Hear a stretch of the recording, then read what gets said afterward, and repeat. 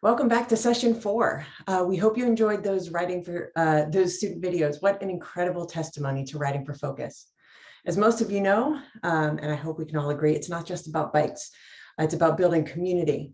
In this next session, we'll learn lessons from youth programming leaders about the importance of designing programs that are relevant to youth, taking into account cultural and contextual considerations, as well as the power of carving out space for youth to express themselves and to learn from one another. We'll also learn about the role bike coalitions play and advocacy organizations could play in supporting BIPOC and underserved communities and the challenges they report facing in doing so.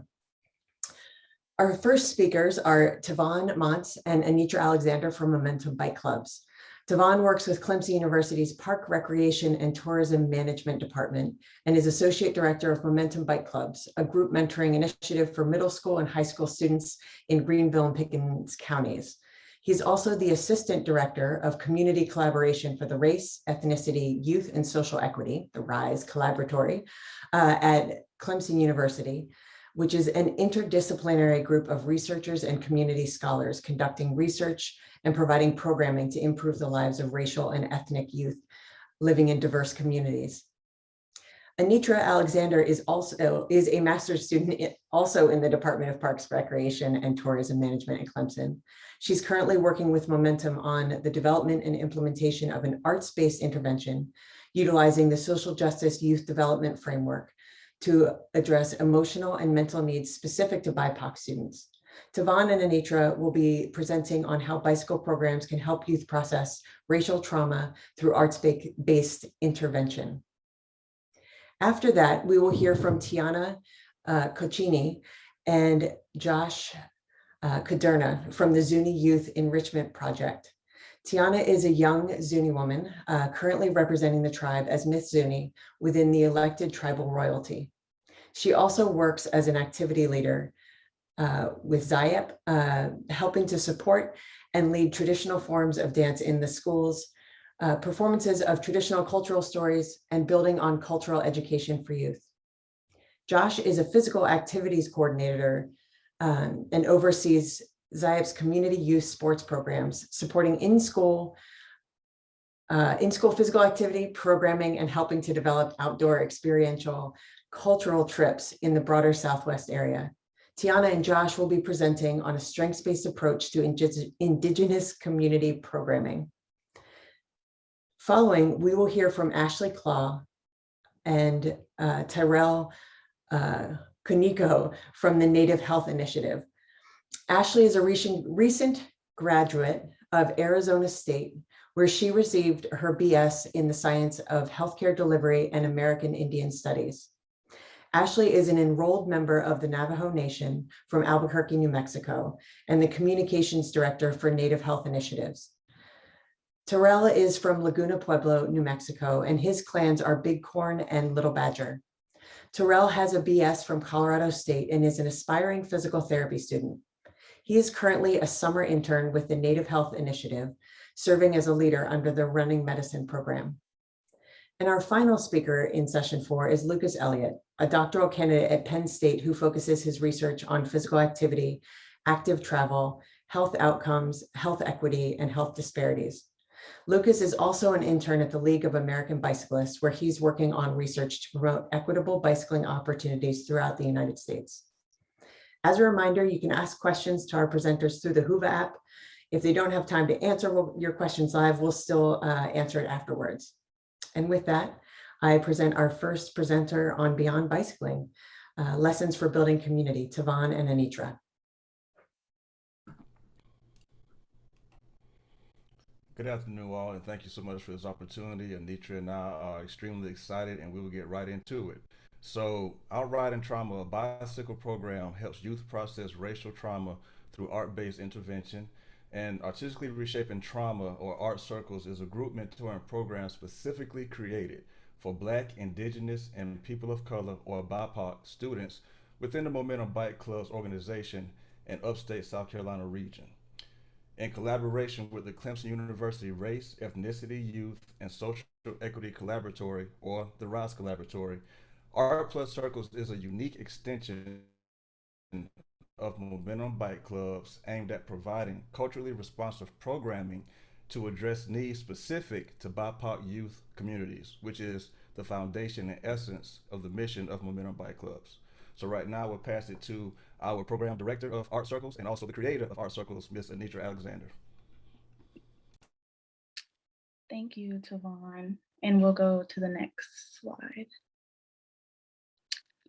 So Art Circles began as a long-time vision of David Taylor, who was the director of Momentum Bike Clubs, to have a safe space for marginalized youth to build community and healthy youth adult partnerships with mentors of color in the local community.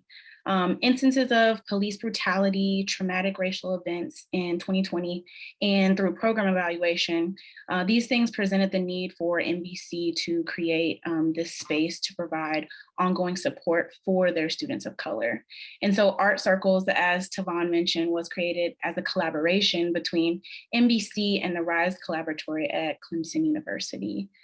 The goals of the program was to provide ongoing support for students through a social justice youth development based curriculum. So this curriculum was built around the 5 principles of the social justice youth development framework. So we created activities that helped them to analyze power in social relationships. The activities made identity central. They promoted systemic change. The program itself embraced youth culture, and it encouraged collective action.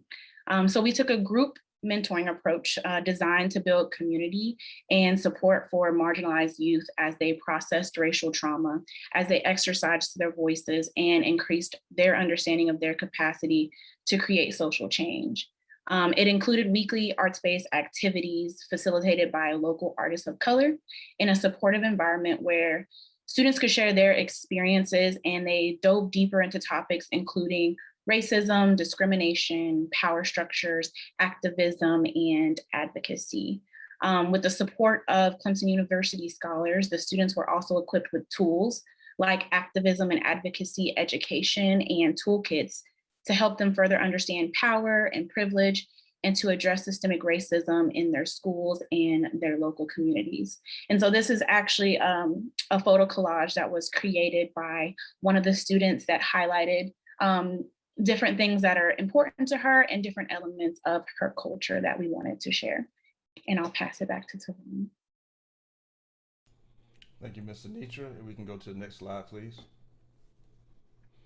So part of the program operations, Art Circles was a 12-week program, and we met 2 Sunday afternoons every second and fourth Sunday throughout the 12-week program. And we met via Zoom from 2 p.m. to 4 p.m. And if you ask our students, they hope that they wish that we could have went to 5 or 6 p.m. every single session, but we want to respect the students' time. The art-based activities facilitated by nationally renowned artists of color was a very big thing for us. We were very huge on representation. Excuse me. As you can see in the picture right here, Wings of the City is an art exhibit that has gone around the nation and is made by Jorge Marin, which is a world-renowned Hispanic artist. And this sculpture of it right here is the first time that it's been seen on the East Coast of America, which is in Greenville. And so we thought it was very, very, very important that we rode our bikes to this exhibit so that our Hispanic cohort within our program could see that they also have a very rich history that should be celebrated within Greenville, South Carolina. So the youth led the group discussions. The artists would bring up certain topics, certain illustrations. How does this make you feel?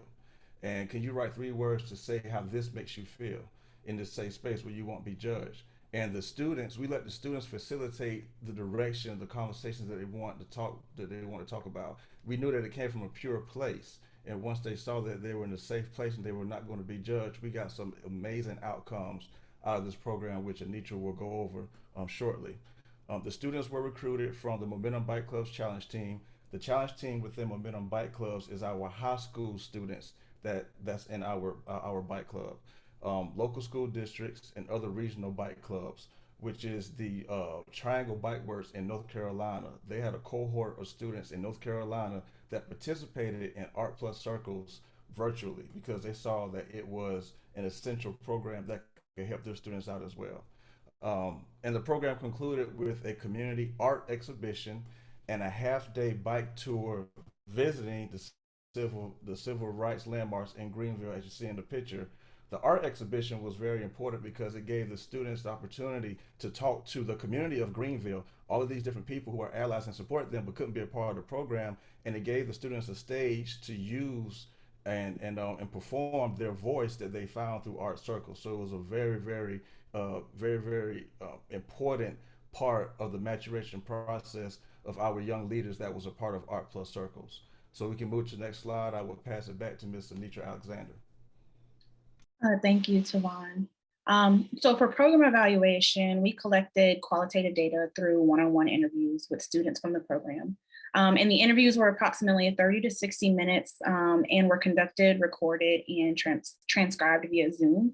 And so questions in the interviews focus on the students' experience in the program, beneficial program features, and ways that those features were helpful to them, and questions targeted towards the social justice youth development principles, and also ways that they process racialized trauma pre and post program.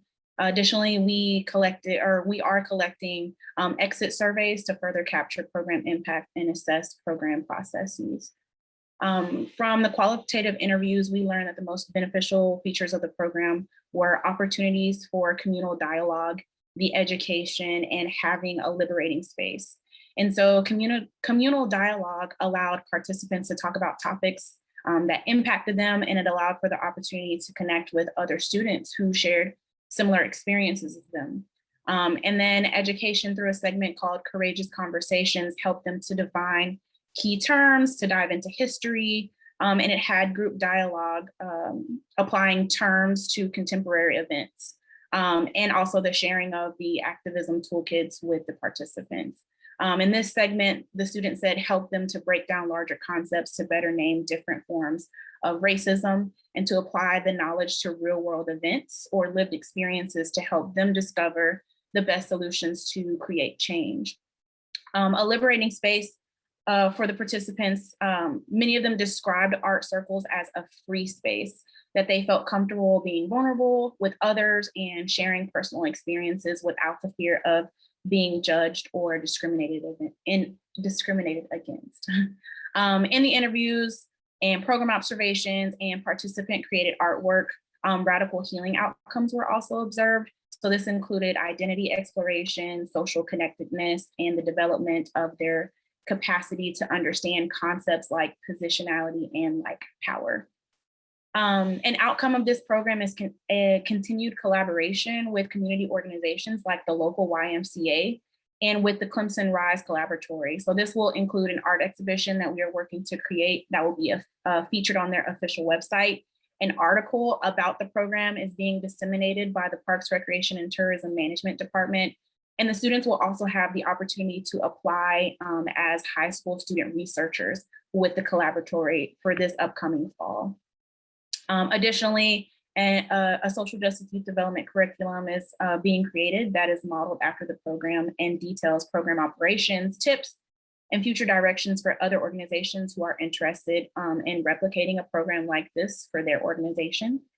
And then finally, future directions for the program include having activism and advocacy projects in the community that will be chosen and led by the students, as well as the exploration of more art forms like photography, music, dance, film, and media, as well as more civil rights related bike tours and protests. And to the left is a poem that was created by an artist who supported the program that was developed from the chat box comments from our students.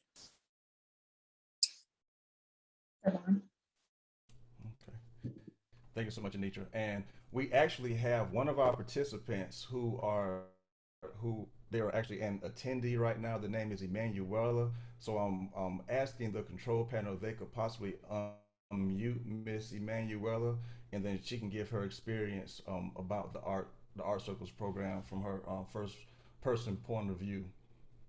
So I was a student in this project for the entire 12 weeks that it went on, and I had an overall awesome experience. It was a really deep and knowledgeable time that me and the other people in the group spent together, especially considering that it was during one of the tough times, the difficult times that we all have as a nation have been going through.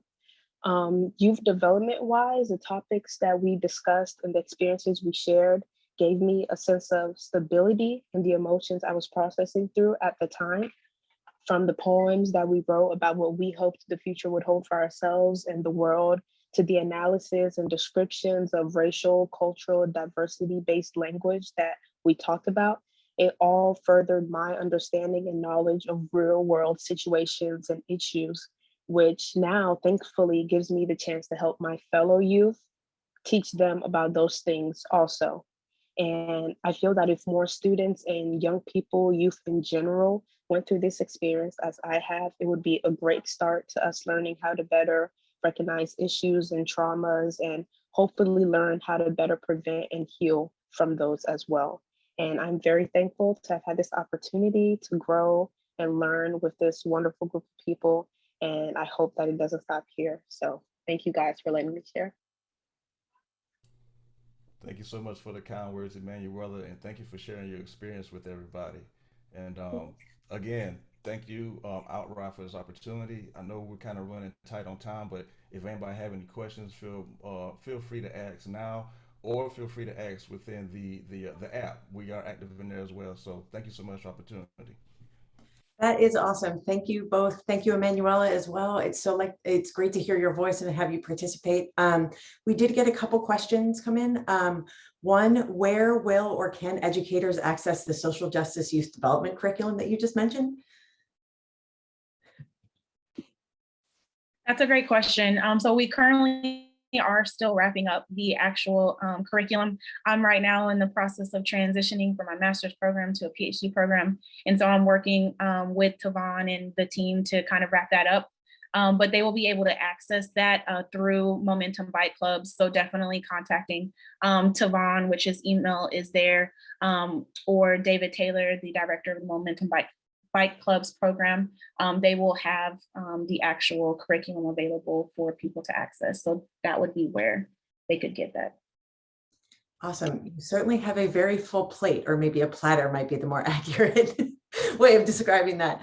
Did any of your young people give voice to bicycles as a tool or a mechanism for agency or freedom within the art circles?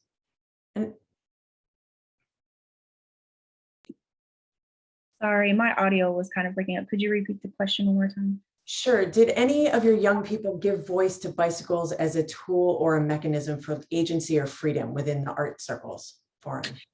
Yeah, so with the bike, most of the interviews that we conducted for the program itself were actually conducted before the actual bike tour.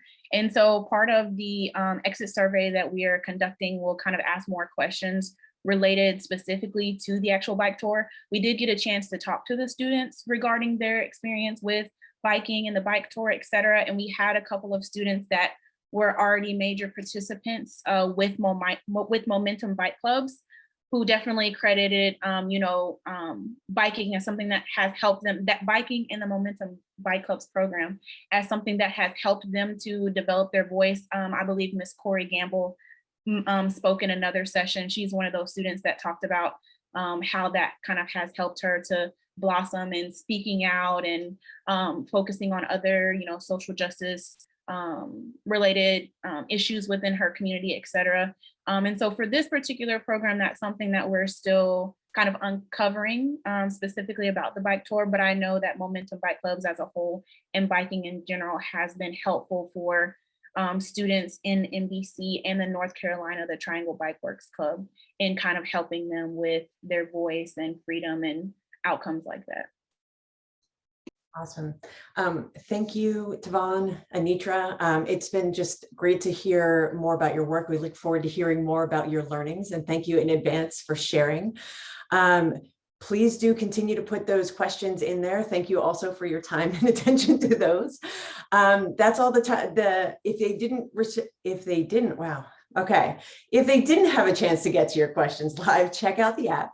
Our next speakers are Tiana Cachini and Josh Kudrna from Zuni Youth Enrichment Project. And I am so sorry, folks, for my slow tongue today and any mispronunciations of folks' name. We're really proud to have you here.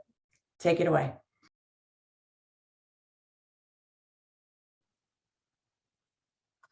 Hi, welcome everybody. My name is Josh Kudrna. I'm the physical activity coordinator for Zuni Youth Enrichment Project. Hello, my name is Tiana Cachini, and I am the physical activity leader for the Zuni Youth Enrichment Project. We want to take some time today to talk about working with Indigenous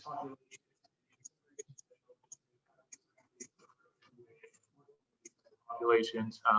We've been speaking with Outride about creating bicycle in the Four Corners area in New Mexico. And so that has kind of inspired us to want to talk about some of what it takes to get these type of programs going in this space. So you can go on to the next slide. All right, so a little bit of information about the Zuni Pueblo. If you do not know where Zuni is, we are a Pueblo. Excuse us, sorry. Yeah, so we are part of the 19 Pueblos of New Mexico. We are about 2 hours west of Albuquerque and about 30 minutes away from the Arizona border. Part of our land actually spills into Arizona, so we're kind of right there on the border of New Mexico and Arizona. And yeah, that's about the physical location of our Pueblo. You can go to the next slide. So growing up in Zuni, I grew up here for the first part of my life. It is the largest subpopulation of the tribe, which is 2,900 youth. So the youth make up a majority of our population. And our program obviously caters to the youth in our community. A little bit of information about Zuni, 50% of the youth here do grow up below the poverty line. But with that being said, you know, we do live in multi-generational homes. So a lot of times we see these young children who speak our Zuni language, which is great because 75% of our population of the youth know how to speak the Zuni language. Next slide. A little bit about what our program does specifically. Just to give you a quick reference so you can understand where we're coming from in all of this. Our mission is to promote resilience amongst Zuni youth so they'll grow into strong and healthy adults who are connected to Zuni traditions. This program was born from an individual in the community talking to children about what they were doing in their summers. There was nothing going on for them during the summer, and we've just blossomed from there. So from our humble beginnings, we have over 10 distinct programs that we run for the youth and community, ranging from sport leagues, summer camps, running programs. You'll get to hear from Running Medicine later, who we are so happy to partner with in this area. Traditional arts, Tiana teaches a lot of traditional social dances in the schools, helps with doing theater performances based on traditional storytelling from the Zuni culture, all kinds of issues around food sovereignty and communal gardens, tons and tons of things that we help do. And one of the big things, kind of relating back to what we want to talk about with bikes in these types of environment, is our trail system too, that we help maintain over 50 miles, working on expanding that in this region, and kind of the efforts that will go into making this kind of stuff happen. So you can go on to the next slide. As Josh mentioned, we do use a strength-based approach. And as you can see in our little pyramid here, we have to go through a certain process in order to make anything in our community happen.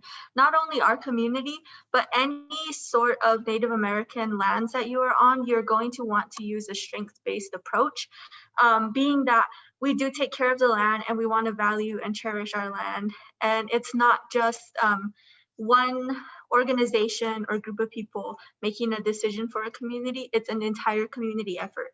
So we start with gaining a Zuni vision. We talk to multiple different organizations, community members, different programs. We speak with our tribal council to figure out the best ways to go about, you know, incorporating these new programs within our own programming. So I guess in a sense, relating back to what Josh was talking about in terms of the trails, we can't just, you know, go out and slap a trail anywhere we want.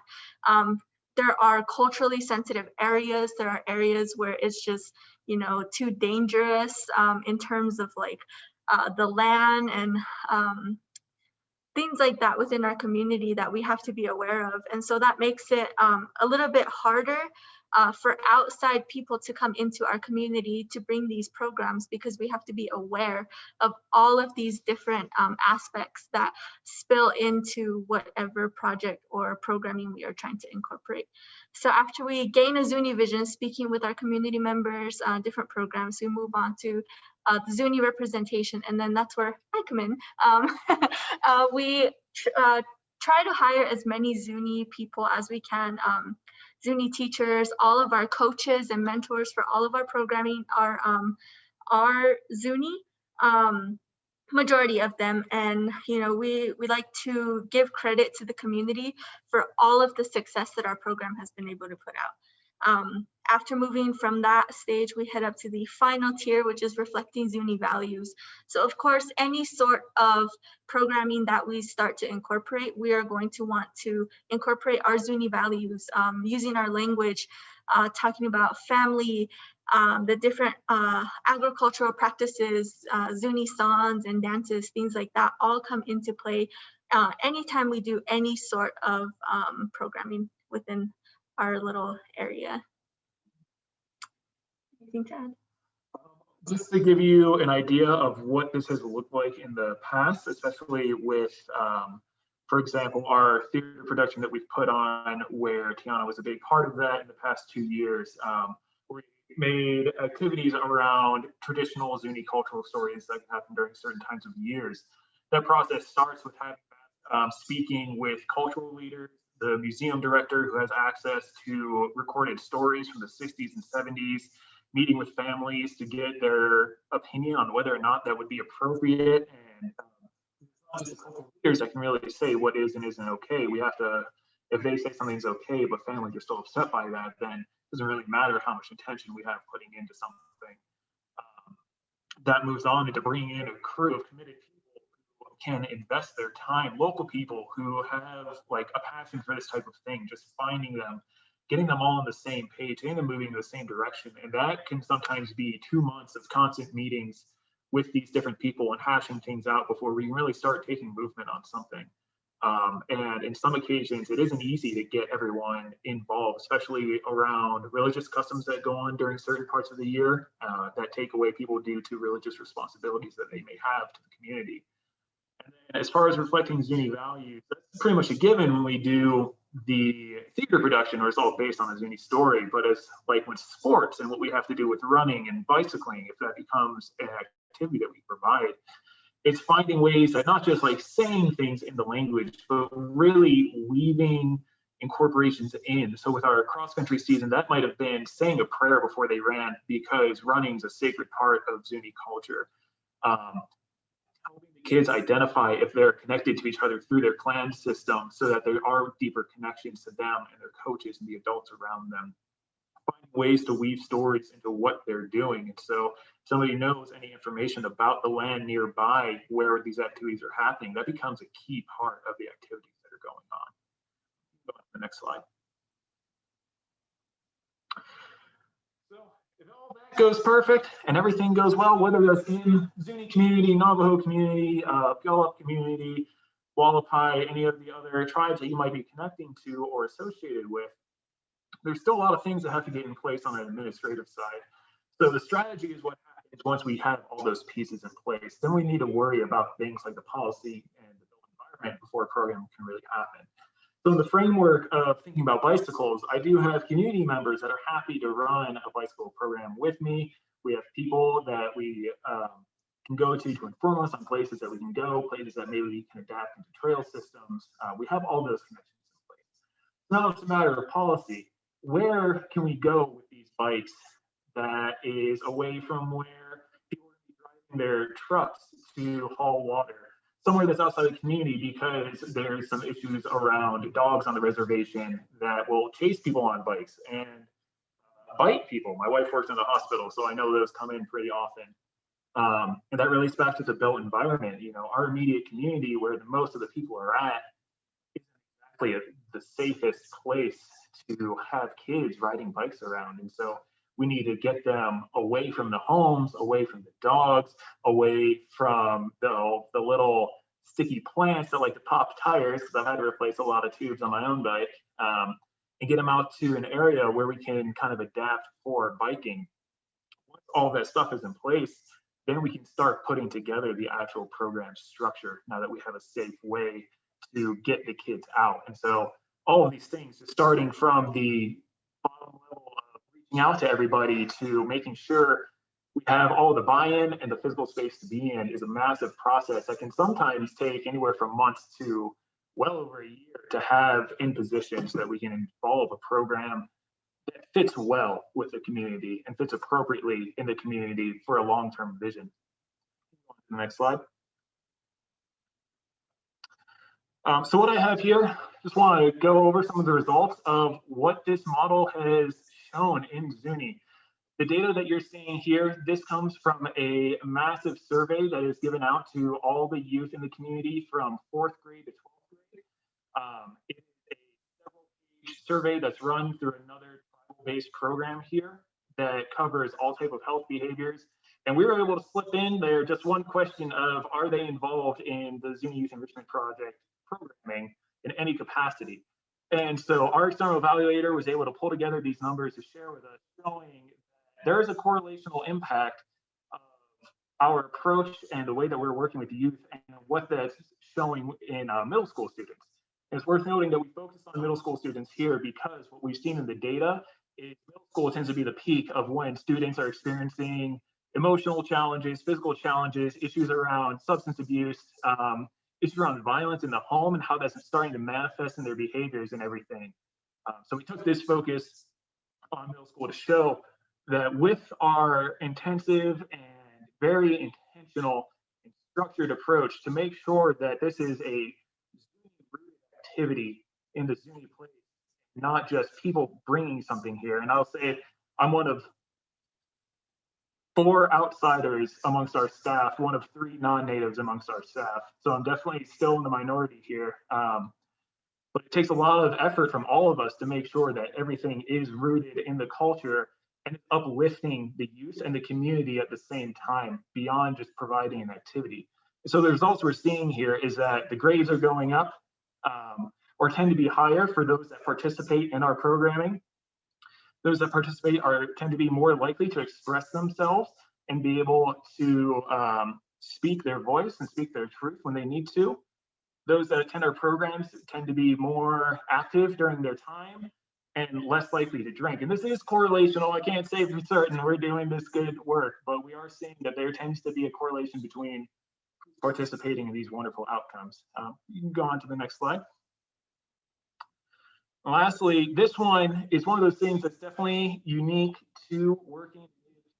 These aren't usually the measures that funders ask about, but these are the measures that the community asks about. And these are the measures that when we have community meetings, they want us to perform for, and that we need to honor those wishes and honor the fact that this is about Zuni and not just about health and wellness, or about getting out on a bike or about going running. So we're seeing that through our programs, much like the ones that Tiana runs here, she's done a fantastic job with incorporating cultural aspects in our programming. The knowledge of Zuni culture is going up for youth. The history knowledge is going up for youth. The understanding of clan systems and connections to those clans is going up for youth. And pottery making, which is an exceptionally important part of Zuni culture, the knowledge of that is going up. And Tiana, I don't know if you want to speak to any of this. Yes. So, as Josh was mentioning, a lot of our programming is not just for the sake of running or just for the sake of biking. We do try to involve as much of the cultural knowledge and impact as we can within our programming. For things such as our summer camp program, I led a traditional clothing portion of the summer camp, and the results that we gained from that sort of section of the summer camp was astounding. We had kids coming home and telling their parents, I learned this, I learned that, which a lot of nowadays we're seeing more of our culture being lost, our language being lost, our religion being lost, and to be able to pass on the knowledge from someone as young as me onto the next generation of our youth is super exciting. And we see that in the numbers, we see that in the homes, we see that, from word of mouth within the community. So yeah, a lot of our programming does involve relating back to our culture and our language and our history, because ultimately our goal of the program is to provide strong and healthy leaders for our community for the future generations. So we're feeding that that knowledge into our youth by doing that. Tribal partners from around the country that this tends to really resonate with what they want to create in their communities and the processes that they want to go through to make sure that they're really serving their people's mind, body, and soul through activities. So the strength-based approach tends to be a great approach to making sure that the community feels involved and invested, and you can have long-term sustainable programs that also help honor the community that they're taking part in. Go on to the next slide. And that's that. Thank you so much for allowing us the opportunity to speak to you all. Thank you, Elaka. Thank you both for your presentation. Tiana, Josh, that was fascinating. We are running a little bit over, but we do want to hear one more question. We do have a question to ask, and we'll probably put more into the chat. Would you be willing to share some examples of how bicycles and riding were incorporated into the Zuni culture and the narrative? It is so powerful, that engagement and the connection, and just wondering if you could share a story with us.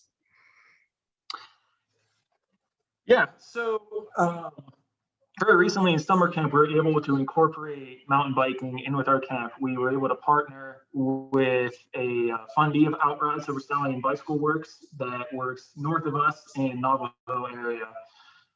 And so when it comes to incorporating that as a physical activity, there's a big philosophy of Zuni artwork, especially pottery, of approaching things with the right mindset and having a positive mindset, because that will heavily impact the outcome. It's more of a spiritual approach, a meditative approach, than is typically if you hear that in a non-native area.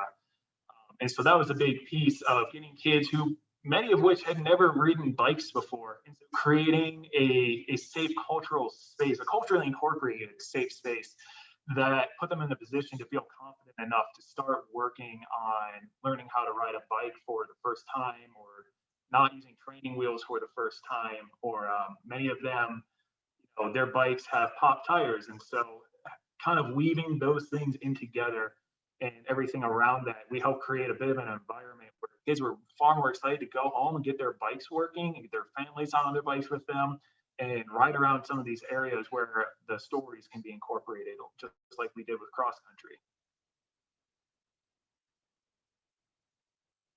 Great. Thank you again, Josh and Tiana. It is my pleasure now to introduce Ashleigh Claw and Tyrell Konico.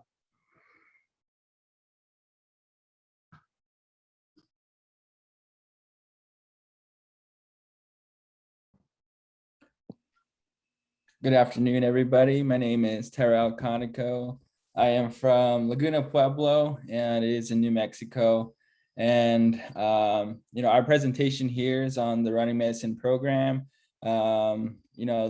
This first little phrase here, movement is the movement, is kind of the focus on the running medicine program, just getting everybody moving and getting the community involved. So we'll talk a little bit about that here. And my partner, Ashleigh Claw, can talk more about the running medicine program. If you want to go to the next slide here. Okay. Hello, everyone. My name is Ashleigh Claw. I'm Navajo from Albuquerque, New Mexico. So what is running medicine? So we were founded in 2016. We were founded under a nonprofit organization called Native Health Initiative. So it's a nonprofit partnership that was created in 2005 to improve the health and well-being in Native American communities. NHI has supported, fitness and wellness efforts throughout the history of their work, including, partnering on running races, running camps, and other activities. that work to build a culture of wellness in Native communities. Given the large burden of chronic diseases that leave living sicker and dying younger in this population, NHI feels that exercise is critical to changing this reality. NHI has noticed that no low-cost, family-oriented running walking programs existed in Albuquerque, the biggest city in New Mexico. So NHI aimed to fill this void of all three with the creation of Running Medicine. The name was a way to connect the program to Native American culture, where running is universally a part of ceremonies and healing, done as a way of giving thanks and praying. We also wanted to invoke the idea that running is indeed medicine for mind, body, and spirit. So basically, running medicine is, like what I said, is based on the understanding that running is exercise and is a beautiful and potent medicine for the mind, body, and spirit. So our vision is to create a culture of wellness through a supportive and loving community. Next slide. All right, so the core values of Running Medicine is inclusiveness. So that's whether to people, fitness levels, or their ability levels. We encourage everybody to come out in the community. In the Albuquerque community, we have two groups, one in the downtown and one on the west side of Albuquerque. But we also have surrounding Indigenous communities that we welcome as well. And we provide high quality individualized coaching to all participants at minimal cost. So the key takeaway there is the minimal costs, especially after, coming out from the pandemic. We know that families were hit hard financially. And, this past summer we had a no cost program. We just asked, the participants to, send in an application so we can get in contact with them if anything comes up or events that they're welcome to come to. So like I said, minimal costs. If we do charge a fee, it's very small and very affordable for families with multiple kids as well. So loving community where everyone support each other's wellness. That's a big one. I know this is my first summer season with Running Medicine, but I gained a lot from these 8 weeks. And support is the main focus. When we're out running, we go as a group, whether we're running, jogging, walking, biking, what have you. But we go as a group and we're all at different fitness levels. We have different fitness goals, but the main goal is just to keep our bodies moving. But we usually go out and back, and when we come back, we often pass each other, and a great support is words of encouragement, like good job or keep going, or virtual high fives. That's the big thing, is just supporting each other and encouraging each other to keep going, because we're all working towards one goal, is to be healthy and well and in whole. We're all intergenerational. That was a big thing too, is it was surprising for me to see not only the youth there, but also older generations. And it's really great to see different age levels, because that inspires me to not only continue my fitness journey and my health journey, but to educate the youth that no matter what age you are, as long as you're moving, as long as you're engaging in different activities, that's a great aspect. Emphasize the elements of fun and play in all that we do together. Fun and play, that's a big thing, especially with youth, because when you tell someone, let's go running, it doesn't sound fun to a little kid. But incorporating different activities, like this summer we had yoga, and we have a Navajo woman who was the instructor, and that was a lot of fun, not only for the kids, but for all of us in the community, because gives us another aspect to a different type of wellness. And Another one that we incorporated was we had a gentleman from the Oneida Nation come over to, our groups, and he taught us some Indigenous games. They were a lot of fun, not only because we got to learn the history of Indigenous games, but we also got to learn of how modern games came about, like lacrosse. And another, fun thing that we incorporated in the summer was the silent dance party. You just put a headphones on, you can select, what type of music you like. And, just as long as we're engaging the community to, get their bodies moving. And, that's part of, the whole running medicine program, despite running being in the name. Cultural, mental, and spiritual aspects of running, walking will be emphasized.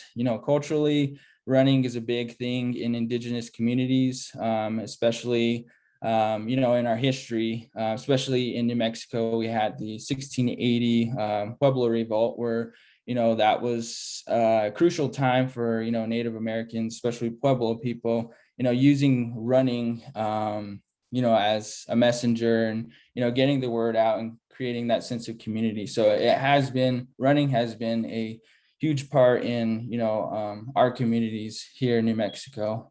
Sustainability, our goal is zero waste. We constantly using public spaces, so making sure that, they're well kept. And, even though we're not, workers of the city, we're community members. So, being a good community member is, making sure, the trails aren't trashed, or, encouraging each other to, pick up at least one piece of trash. And, this summer we had a collaboration with the city of Albuquerque, and, we had, a time to pick up trash on the trails in the bosque. We also had members go out and create more trails within the bosque, but being conscious of, different aspects in the land as well.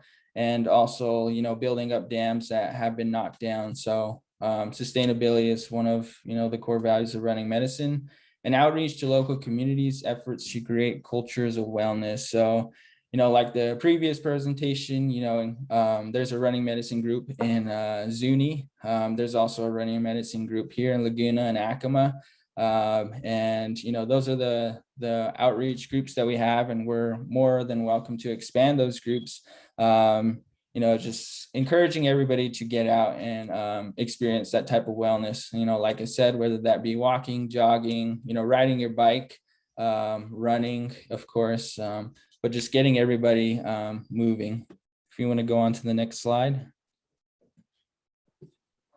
Okay, so getting our Indigenous communities and families moving can be quite challenging, with too few outlets for families to exercise together in a low-cost, inclusive spaces.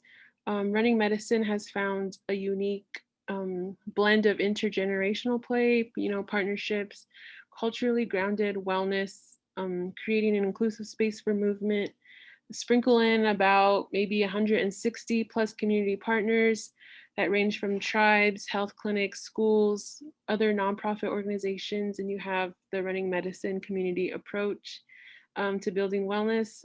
This can lead to intersections with clinic-based programs. So for example, diabetes prevention programs. So with our project, we did an anonymous postseason survey after our spring 2019 season. So a typical season we usually have 3 seasons during the year. So one in spring, which ranges about 12 weeks, one in the summer, about 6 weeks, and then another one in the fall for 12 weeks. So participants reported the 4 top motivations for joining running medicine is to improve their physical health, improving their mental health, social support, and a culturally grounded approach to exercise. We found that 80 to 82% of participants rated RM as an effective for improving their physical, mental, emotional, spiritual, cultural health, and social connectedness. So on a 100-point scale, participants rated an average of 12 points in the 3 measures of mind, body, and spirit. There was an even greater improvement in realm of social connectedness, with a 17-point increase from beginning to end of the season. So overall, in conclusion, running medicine is a powerful reminder that individuals and communities can thrive in an environment that creates a low-cost, inclusive place for movement. Making exercise culturally relevant is a key factor to effective programs in Indigenous communities. Next slide. All right, so the key actionable takeaways, like the phrase we had in the beginning, movement is the movement. Finding ways to include multiple forms of movement, including bicycling, running, yoga, the headphone dance party. Number 2, we need to get away from pay to play as a model for youth and family movement, fitness, wellness, giving everyone the access to sport and movement. And number 3, include culturally appropriate ways of movement in programming. So like I mentioned in the beginning, just getting everybody moving, getting the community involved, and getting away from the pay to play kind of model there. I know we have a minimal fee. It's not nothing too excessive for a family with multiple kids can afford. Even if it comes to that, there's workarounds that we can do to get that family involved. But like I said, this summer we had, no fee at all. And especially coming back from, being isolated for multiple months, and, that can take a toll on multiple families. So, getting away from or getting out of the house in a safe and comfortable area really helped. Not just in the physical aspect, but mentally as well, and spiritually. So getting everybody together, it really made me feel really good too. And involving culture, like I said, this summer we had a gentleman from the Oneida Nation come and teach us Indigenous games. That was really a lot of fun. Not only because I didn't know that, there was other types of games that can be played, and it involves the kids being active as well, so they really enjoyed that. So that was a lot of fun. If you want to move on to the next slide. So yeah, what Tyrell said, we try to offer different forms of movement, yoga, just other forms of movement. We are also a USATF team, so our youth compete in track and field, cross-country events.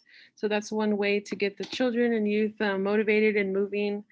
But yeah, overall, we're still a growing organization. We plan to have other RMs across New Mexico. But yeah, next slide. But yeah, if you have any more questions or want to know more information, you can visit our website, runningmedicine.org.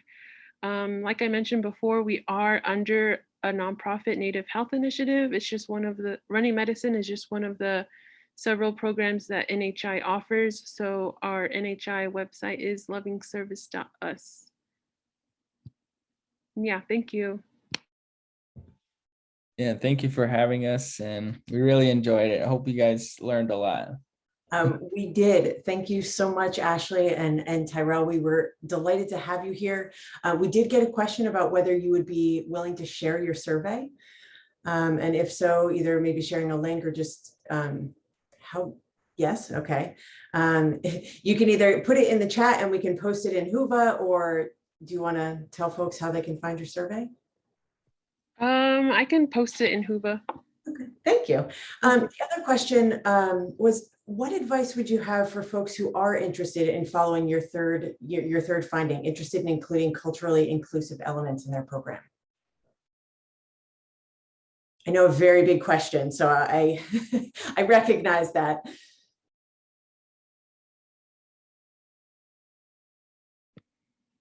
Can you repeat the question one more time? Sure. What advice would you have for folks who are interested in including culturally relevant components into their programming? I think including culturally based activities in any program is a great start to have any community feel included, but rather, making sure that you're working with the community. So for example, if you wanted to work with the tribal community, making sure, that you want to work with them, not coming in and working on them, or, like, I guess taking charge in a way, but, seeing where and how you can work with the tribe, the community members, the elders, how you can incorporate those cultural elements in a respectful way, and while also, teaching these young Indigenous students, youth. Tyrell, I don't know if you had anything else to add. Yeah, just going on that, if, anything culturally, you want to incorporate the community, get their thoughts, their input, and, going based on, what their thoughts are at, and being respectful of, their comments or their suggestions, and incorporating it into, the research or, the program that you plan to create. But, including just being inclusive in all of the planning and programming stages. Thank you. Yes, it's so important to begin with respect and seeing partnership as a doing with as well. Thank you both for your time today, for being with us. I am proud to hand it over now to our final speaker for the session, Lucas Elliott from Penn State. So sorry, I thought I got out of sorry, I thought I got out of line. Lucas, no worries. Over to you. Thank you very much. Hi, everyone. Thank you for sticking it out to the end of the session. My name is Lucas Elliott, and I would be presenting United States Bicycle Coalition and Advocacy Organizations Capacity for Programming in Underserved Populations for myself and my mentor, Dr. Melissa Bopp. Next slide, please. And we are excited to share results from 2 studies that are currently under review for publication. Next slide, please. Active travel, as I'm sure you all know, has major health benefits such as lowering the risk of cardiovascular disease and type 2 diabetes. Although these benefits are well known, there are many disparities among underserved populations which lower the rates of bicycling. A few notable disparities seen are women and other marginalized populations such as LGBTQ+ communities, like half as often as men due to environmental, social, and cultural factors, while diverse and low-income communities often lack the infrastructure, resources, and safety to support bicycling compared to their gentrified counterparts. Previous research has shown that bicycle promotion and advocacy has the potential to increase bicycling in communities through programming, education, planning, evaluation, including diverse populations. Next slide, please. One community resource visible in the United States for bicycling promotion are bicycle coalition and advocacy organizations. These coalitions are usually nonprofit organizations that seek to promote and advocate for bicycling in their respective communities and have leaders with a broad range of backgrounds. Advocates often follow the 5 bicycle-friendly E's when participating, creating and sponsoring programs to target community populations. The 5 bike-friendly E's are seen as education, encouragement, engineering, equity, and evaluation, and are considered essential to creating great places and communities for bicycling. Coalitions are of critical importance to creating safe, active commuting options in the United States and may have larger impact in underserved and underrepresented populations. Next slide, please. The purpose of our studies had 3 aims. The first, to understand what capacity bicycle coalitions attempt to address bicycling in underserved populations. The second was to understand what common barriers are seen and what tools would help coalitions reach these populations. And lastly, we aim to qualitatively understand common practices and barriers to reaching underserved populations. Next slide, please. In study 1, coalitions throughout the United States were invited to complete an online survey, which their emails were located on their websites and were sent to coalition executive directors or outreach representatives. The survey addressed coalition function, community demographics, and also asked participants to rank the coalition's priorities, important outcomes, and the 5 bicycle-friendly E's. Next slide, please. 71 coalitions completed complete responses were kept for analysis, and of those responses, coalitions were spread across 35 United States, and the majority serving populations of 50 to 250,000. Next slide, please. Coalitions on average had 8.88 leadership members, and of those, 4.36 were paid. Many leaders of the coalitions had previous experience in event and urban planning, as well as policy and fundraising development. However, less than 35% of coalitions had leaders with experience in public health research or traffic engineering. Next slide, please. The majority of coalitions were recognized as bronze level communities by the League of American Bicyclists, a national bicycling advocacy organization, and coalitions also participated in various bicycle programmings in the past 2 years, as you can see to the right. Next slide, please. Coalition members were then asked to rank their priorities and outcomes of programming by importance, one being the most important and prioritized. The numbers in parentheses represent the mean average ranking from all participants. Next slide, please. Looking at these rankings, addressing concerns for underserved populations ranked 5th out of 6 priorities for coalitions, and creating equitable opportunities in bicycling ranked 3rd out of 8 most important outcomes. Next slide, please. Participants then ranked the 5 bicycle-friendly E's, which again are recognized by most bicycle organizations as the 5 different elements essential to producing bike-friendly communities. Next slide, please. Equity fell 4th out of 5, and the most important bike-friendly E's to coalition were education, encouragement, and engineering, and evaluation ranked the lowest priority. Next slide, please. Participants then ranked 6 different barriers commonly seen when attempting to reach underserved populations in their community. The most common barriers were lack of financial resources, lack of personnel, and lack of physical infrastructure to support bicycling. If you look to the figure to the right, participants then stated what barriers are seen in specific underserved bicycling populations. And you can see that many of the barriers are seen in higher percentages of coalitions when attempting to reach racial and ethnic minorities and low-income populations. Next slide, please.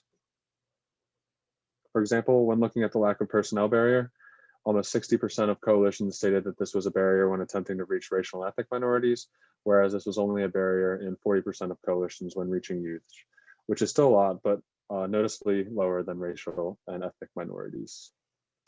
Next slide, please. Participants then directed their attention to desired tools and were asked to rank which tools were the most desired to least desired for reaching underserved populations in their communities.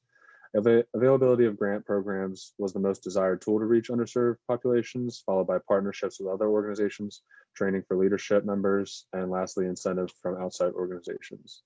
Many of the tools were commonly desired for all underserved populations in their communities. Next slide, please. And diving in strictly on training for leadership members, it was desired by almost 75% of coalitions for racial and ethnic minorities, which this continued trend makes us believe that diversity, equity, and inclusion training may be lacking from these organizations. Next slide, please. The last part of our survey asked participants to state how often coalitions sponsored or created programs which implemented strategies to reach specific underserved populations in their community based on education, encouragement, engineering, and evaluation programs. And as you look at the figures presented here, you can see that the gold color represents never having programs, whereas orange represents few programs a year, and the gray represents monthly or several times a month. And if you go to the next slide, please. Looking at the results, programming for general populations are far more frequent than other underserved populations. For educational bicycling programs, less than 10% of coalitions never do anything for the general populations, compared to greater than 70% for LGBTQ+ communities, 40% for racial and ethnic minorities, and almost 50% never doing programs with strategies to target women. This trend seems to be consistent in encouragement programs to the right, where the general population was more of a focus throughout the year of programming. Engineering and evaluation programming, which is not shown, follows similar trends. Next slide. Our first study results suggest that equity-related issues do not seem as high of a priority to coalitions, and very few are implementing strategies into their programs to reach underserved and underrepresented populations throughout the community. This may be due to the many common barriers that are seen when attempting to reach underserved populations, and we may be able to overcome these barriers by looking into the desired tools for each coalition and community. Due to these findings, we thought it was necessary to dive deeper into the issues at hand, which then leads us to study 2. Next slide. For study 2, contact information was retrieved for interested individuals from a question at the end of study 1 survey. where 43 individuals were contacted and 23 agreed to participate. These interviews were conducted over Zoom by myself, following a script of questions regarding the coalition's functioning, the needs for the community, coalition leadership diversity, barriers and helpful tools to reaching underserved populations, and partnerships with other organizations. Thematic analysis and qualitative coding was conducted, and 5 common themes arose from these analyses. Next slide, please. The first theme found that a barrier to reaching underserved populations was a lack of trust between community and organization. One coalition stating that there were probably some trust issues about the parts of other organizations looking at the coalition because they are predominantly white organization. The second theme that arose was a lack of coalition leadership and membership diversity was a barrier to reaching these underserved populations as well. Another coalition noted that bicycling tends to be only cycling enthusiasts who get involved, and so our demographics tend to be a little older, more affluent, and more white. Next slide, please. Theme 3 found that partnerships with other community organizations who already have a connection with underserved populations may help coalitions reach these individuals.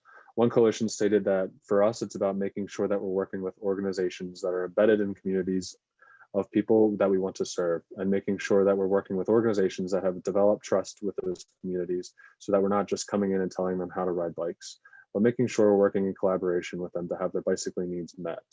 Another coalition mentioned a referral program that they have with another organization in order to help individuals considered to be refugees.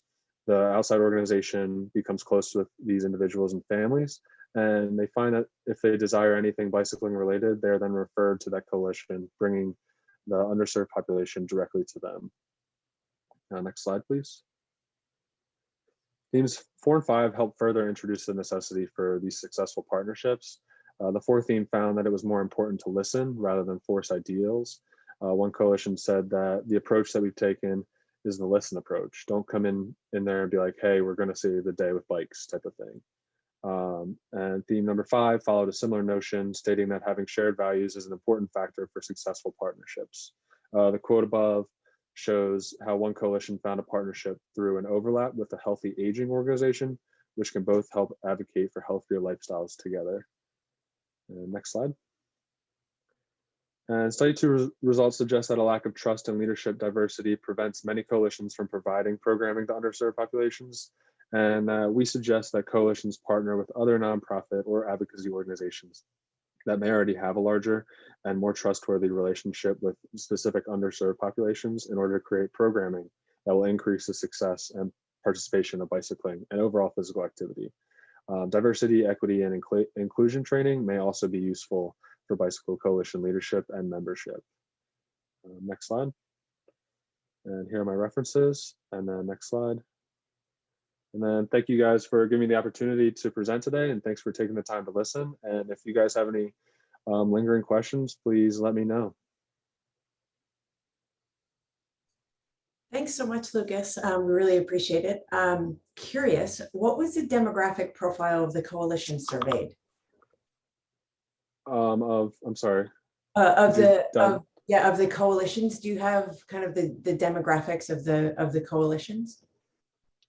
Of the I guess actually it's a 2-part question, so I'll ask the second part, which might make it a little easier to answer. Sorry. And then if the data was available, how representative or not are the coalitions of the demographic profiles of the cities that they're located in? Are you talking about the specific leadership diversity? Mm-hmm. So unfortunately, that type of question didn't come up until talking with individuals, so we didn't really get to put that in our survey. Which was unfortunate, but we hope to look in that in the future. We did talk a little bit about the diversity and demographics of those leaderships during our interviews, which a lot of them said that they're lacking diversity and don't really know how to go about increasing that. So that was another theme that we found. But I unfortunately can't speak to the actual specific percentages of demographics of those individuals.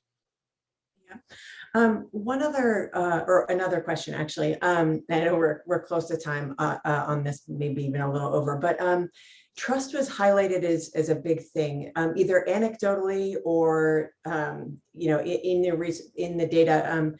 Were recommendations specifically made about how to build trust? There weren't specific recommendations.